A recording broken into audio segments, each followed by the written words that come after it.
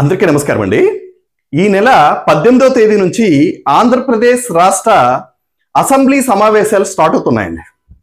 ఈ అసెంబ్లీ సమావేశాలకు వైఎస్ జగన్మోహన్ రెడ్డి గారు ప్రతిపక్ష నేత, వైఎస్ఆర్ కాంగ్రెస్ పార్టీ అధినేత వైఎస్ జగన్మోహన్ రెడ్డి గారు వస్తారా రారా? ఎందుకు అంటే గత 3 సెషన్స్ కూడా ఆయన అటెండ్ అవ్వలేదు. ఆయనే కాదు, ఆయన పార్టీ నుంచి గెలిచినటువంటి 11 మంది ఎమ్మెల్యేలు కూడా హాజరు కాలేదు. సరే, ఎమ్మెల్సీలు వస్తున్నారు, ప్రజా సమస్యల పట్ల వాళ్ళు పోరాడుతున్నారు, అది నిజంగా సుపరిణామం. మరి వైఎస్ జగన్మోహన్ రెడ్డి గారు అసెంబ్లీకి ఎందుకు రారు? ఇక్కడ ఇది ఒక కోట్ల మంది జనాలకి ఇది ఒక కన్ఫ్యూజన్ అండి. జగన్మోహన్ రెడ్డి గారు పులివెందుల ఎమ్మెల్యేగా గెలిచారు. సరే, ఆయనకి ప్రతిపక్ష నేత హోదా ఇచ్చారా ఇవ్వలేదా అనేది పక్కన పెట్టండి. ఎందుకంటే ప్రతిపక్ష నేత హోదా ఇచ్చినా ఇవ్వకపోయినా మీరు ఈ రాష్ట్ర ప్రతిపక్ష నేత. ఒకళ్ళు ఇచ్చినా ఇవ్వకపోయినా మీరే ఈ రాష్ట్రానికి ప్రతిపక్ష లీడర్. ఎందుకు అంటే ఇక్కడ ఉన్నది రెండే రెండు వర్గాలు. ఒకటి కూటమి ప్రభుత్వం, ఇంకోటి వైఎస్ఆర్ కాంగ్రెస్ పార్టీ. కూటమి ప్రభుత్వంలో ఉన్నటువంటి వాళ్ళందరూ కూడా అవతల అధికారంలో ఉన్నారు. ప్రతిపక్షంలో ఉన్నది కేవలం మీరు మాత్రమే. మీరు వచ్చి అసెంబ్లీకి వచ్చి ప్రజా సమస్యలు, ఇప్పుడు కూటమి ప్రభుత్వంలో అన్ని మంచే చేస్తున్నారని అనుకుంటే చాలా భ్రమండి. కూటమి ప్రభుత్వం చేస్తున్నటువంటి లోపాలను ఎత్తి చూపించాల్సినటువంటి బాధ్యత ప్రతిపక్షం మీద ఉంటుంది. అందులోనూ గత 5 సంవత్సరాలు కూడా అధికారంలో ఉన్నటువంటి ముఖ్యమంత్రిగా పనిచేసినటువంటి వైఎస్ జగన్మోహన్ రెడ్డి గారి మీద ఇంకా చాలా ఎక్కువ ఉంటుంది బాధ్యత. మరి నిజంగా ఆయన ఎందుకు అసెంబ్లీకి రావడానికి భయపడుతున్నారు? నిజంగా ఈ యొక్క అధికార పక్షం టీడీపీ కానీ జనసేన కానీ ఆరోపిస్తున్నట్టు జగన్మోహన్ రెడ్డి గారు భయపడుతున్నారా? దేనికి భయపడ్డాం? ఎందుకు అంటే గత అసెంబ్లీ సెషన్స్ లో టీడీపీ నాయకుల్ని అవమానించినటువంటి తీరు ఎవరు కూడా ఇంకా మర్చిపోలేదండి. వాస్తవంగా ఆ రోజు వల్లభనేని వంశీ గౌరవ ఎమ్మెల్యే ఆ రోజు నారా భువనేశ్వరి గారి మీద చేసినటువంటి తీవ్రమైనటువంటి పరుషమైనటువంటి పదజాలంతో ఆ రోజు అసెంబ్లీలో చంద్రబాబు నాయుడు గారు కన్నీళ్లు పెట్టుకున్నటువంటి సందర్భం ఈ యొక్క రాష్ట్ర రాజకీయాలను మార్చేసిందండి. మీరు ఒప్పుకున్నా ఒప్పుకోకపోయినా ఇది వాస్తవం.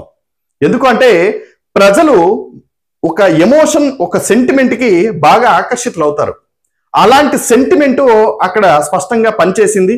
తరువాత క్రమంలో చంద్రబాబు నాయుడు గారు అరెస్టు, తరువాత క్రమంలో పవన్ కళ్యాణ్ గారు, జనసేన పార్టీ పవన్ కళ్యాణ్ గారు ఈ యొక్క టీడీపీ బీజేపీతో కూటమి ప్రభుత్వం ఏర్పాటు చేయడంలో ముఖ్య భూమిక పోషించారు. అయితే నిజంగా జగన్మోహన్ రెడ్డి గారు అనేటువంటి వ్యక్తి ఈ రాష్ట్రానికి ఒక బలమైనటువంటి ప్రతిపక్ష నేతగా ఎమర్జ్ అవ్వాలి అనేటువంటి కోరుకునే వ్యక్తులు మేమండి. ఎందుకంటే నేను ఎప్పుడూ చెప్పే మాటే, రాష్ట్రంలో బలమైనటువంటి అధికార పక్షంతో పాటు బలమైనటువంటి ప్రతిపక్షం కూడా ఉండాలి అని కోరుకునే వ్యక్తులు అండి. ఎందుకు అంటే ప్రజా సమస్యల పట్ల ప్రభుత్వాలు తీసుకుంటున్నటువంటి నియంత పోకడల పట్ల అసెంబ్లీలో ప్రశ్నించాల్సినటువంటి వ్యక్తులు ఎవరు? ప్రతిపక్ష పార్టీలు. మరి ప్రతిపక్ష పార్టీగా ఉన్నటువంటి వైఎస్ఆర్ కాంగ్రెస్ పార్టీ అసెంబ్లీకే వెళ్ళకపోతే నిజంగా అధికారంలో ఉన్నటువంటి అధికార పక్షం తప్పు చేసినా మీరు దాన్ని సమర్థిస్తారా? ఆ బాధ్యత ప్రజలు మీకు ఇచ్చారు. రాష్ట్రంలో అధికారం చేయమని కూటమి ప్రభుత్వంకి ఇస్తే వాళ్ళు చేసిన తప్పులను ఎత్తి చూపించే అధికారం మీకు ఇచ్చారు.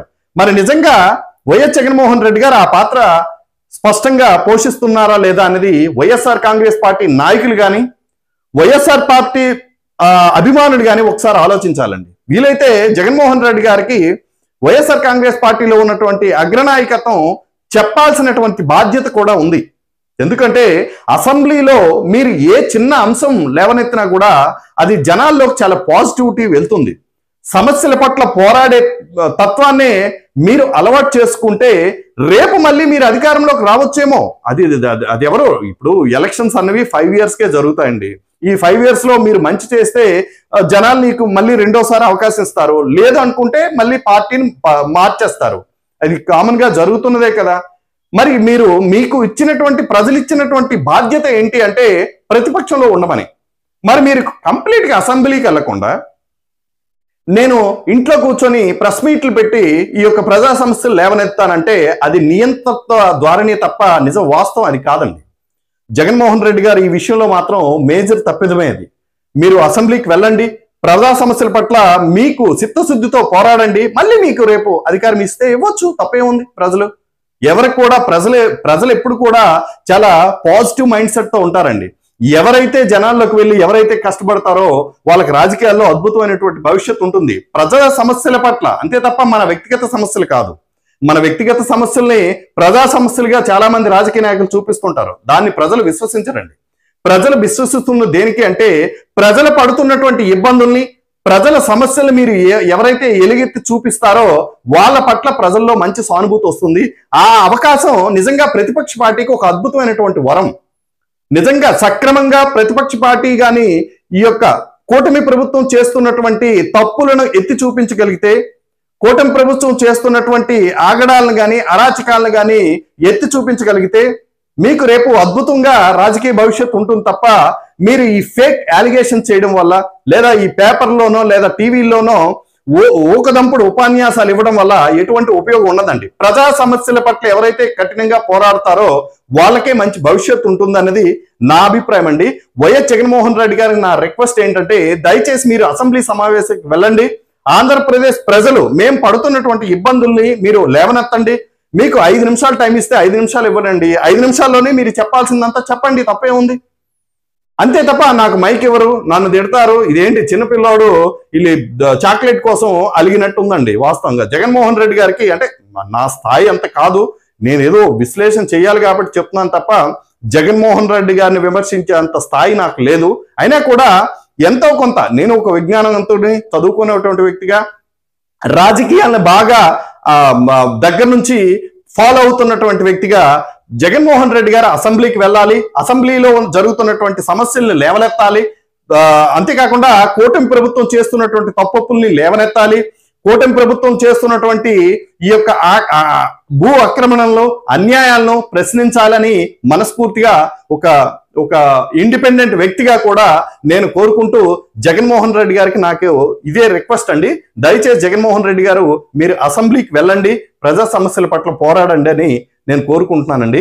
దయచేసి అందరికీ నా యొక్క యూట్యూబ్ ఛానల్ని సబ్స్క్రైబ్ చేసుకోవాల్సిందిగా, నన్ను కొంచెం ముందుకు తీసుకుని వెళ్ళాల్సిందిగా ప్రతి ఒక్కరికి కూడా నమస్కారం అండి. అందరికీ నమస్కారం.